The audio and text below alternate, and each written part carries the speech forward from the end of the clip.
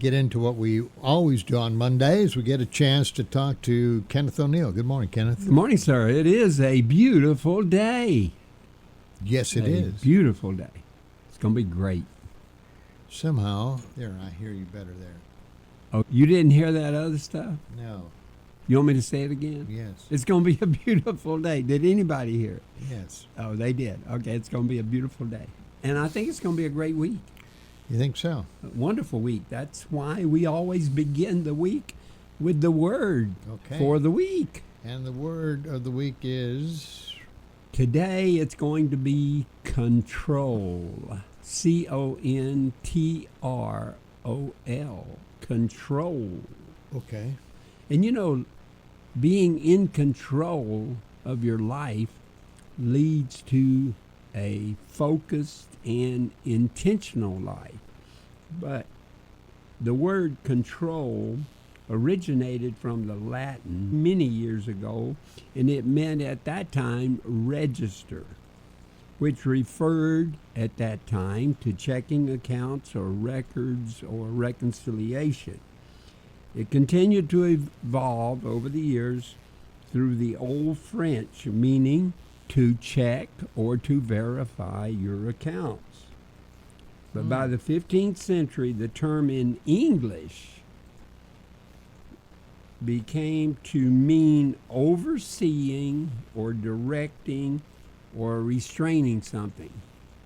So the word that we use today, you can see it is directing or the power or ability to direct something or regulate it or manage. So that's the way we're kind of seeing it today, is that you are in control, you manage, you direct things. And not to be confused with micromanaging. We don't want to go there today. A lack of control. So you can be out of control. I know a lot of people in a lot of places that are out of control. Okay. We might talk about some of that. But a lack of control is actually the inability to regulate your behavior, and someone that is out of control or out of bounds. You know, we've heard, that's not appropriate. They might start crying or weeping or fighting or screaming. So that means they're really not in control of their behavior. Okay. Okay? All right. Now, but it is the capacity to influence, determine behavior, determine your actions, and the result is you determine the outcome. And it can be applied to our internal processes, as your emotion, as your thoughts, your discipline, and even in business, it can be related to the operations, the leaderships, or the systems of governance. From an internal control standpoint, let's look at what does it mean to your body to be in control. That would be where you maintain good, healthy habits through discipline, diet, exercise, your sleep, and to reduce your stress. So you would be in control on a personal basis, in charge of your health. Now, in your mind, we're talking about body, mind, and spirit. Control in your mind refers to your focus. What do you concentrate on? Your emotional regulation and your intentional decision making.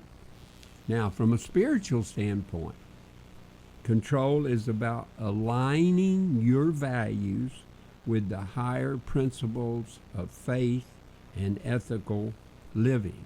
A person that is in alignment with their body, their mind, and their spirit, they are a person that is experiencing balance in their life. They have clarity, they have peace, they have joy, they have contentment. Remember, we've talked about in the past the things that people really want in life, with the number one thing being happiness. So if you're in control and you can direct your emotions, control your emotions, and keep them in alignment with the good and godly and pure, if you can do that, then you will have the number one thing, happiness. That's what most people want, is to be happy, be healthy, and have a certain amount of prosperity. You know, some people want to be a little more prosperous than others.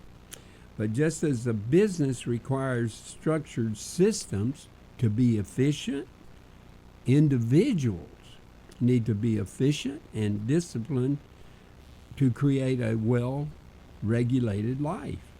Zig Ziglar, he always talked about the importance of control over your personal life and the things that you do, because it directly impacts your professional success.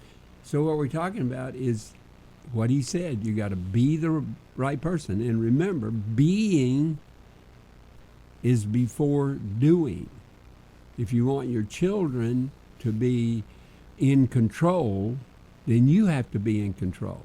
You cannot yell and scream and curse at your children, because children learn from actions, not from you telling them what to do. So you've got to be a great example and great influence, and so you must be in control. You have a quizzical look on your face. Attitude adjustment. Attitude adjustment. When does that come? I hope it comes at some point. You have to have a good attitude to have control. That's right. You know, in anything we do, we call it productivity or performance, and there's 3 steps: attitude, your effort, and your skill. All right? So attitude, if you got a bad one and you're out of control, you need to make sure that you get back in control, and you have to change. So before we finish up here, let's look at what does a person that is in control totally. Let's look at the positive side, being in control for your business, your professional life, and for your personal life. So a person that is in control would be a person that controls their emotions. In other words, you master your emotions. You respond rather than react. And what that requires is, for your response, you need to wait and take 8 or 10 seconds before you actually speak. So guard your words. Time management. They prioritize on an efficient basis, and they remain calm in the face of they don't procrastinate. They're not overwhelmed with things. They plan their time. And, you know, we talk about time management. There is no time management. You have the same amount of time as I have. What we do have is the ability to control our schedule and our decisions. So we have to plan. Then I always thought time management was an oxymoron. That is, I say it a little bit nicer than that. You know what I say? It's a misnomer. That's right. It's an oxymoron. Yes. I like that. That's good. All right. Now, the third way is your self-discipline. So whenever you have a commitment, you follow through, you resist temptations, and you practice consistency in your habits. Tom Ziglar says, fastest way to success, replace bad habits with good habits. And then if you're in control, you actually have financial control. You watch your money, you take care of it. Now, what does it look like to have a business that is in control? The first thing is you have a great leader in the business, and leaders must create the atmosphere for the company, that attitude, that environment. And it really talks about, you know, an intentional conversation that's always going on. It's just not a meeting you have on Fridays. So you have to have a clear vision and a strategy, mission, value, and purpose. Number two, of course, you definitely have to have financial stability and have control of it because, I mean, if you've got a business, the main reason you went into business is so that you can earn enough money to obtain all your dreams and goals. So you have to have a profit. If you don't, you're just having a hobby. Number three here would be your excellent operational systems. You have to have systems that run smoothly with high levels of accountability and productivity. And believe it or not, you have to be prepared for any crisis because we're going to have trials and tribulations as we go through. And then the leadership that we have must be authoritarian.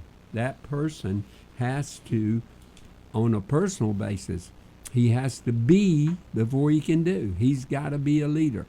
And the toughest person to lead is who? Yourself. But to be in control, it takes structured focus and intentionality. But it's all worth it because you become in alignment. I mean, you can't expect to work 18 or 20 hours a day every day and have a happy home. So that's the word for this week. Write it down and use it. Stay in control, guard your emotions, and we'll see you next week. Okay. Oh my. Control, ladies and gentlemen. And it's Kenneth O'Neal, and his way to get a hold of him if you'd like to chat with him is merger@windstream.net. Correct. And your telephone number is 830-285-7010. And they can send me a text or call me. We have coffee. We could have lunch, if they want to call. They have to make an appointment, though. That's the main thing. Yeah. And we can start a conversation. All right. Sounds good. Good work. Good word, too. Control, something that we all kind of need. And it would be nice to have Washington have control.